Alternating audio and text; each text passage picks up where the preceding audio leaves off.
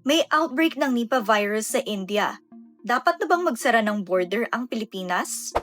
Ano ba muna itong Nipah virus? Ayon sa World Health Organization, ito ay zoonotic disease na pwedeng maipasa from animal to another animal, from animal to human, or human to human.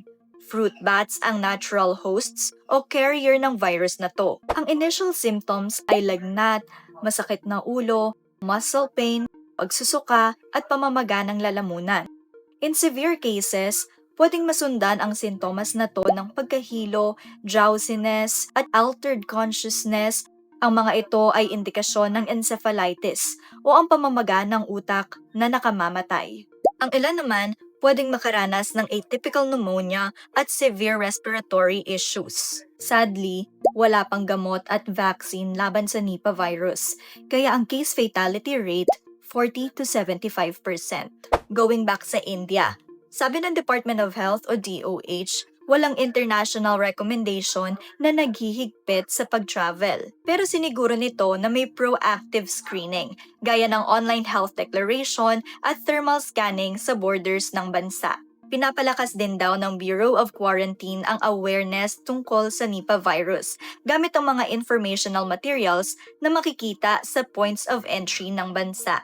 Sabi pa ng DOH, handa sila sakaling magkaroon ng Nipah virus case sa Pilipinas.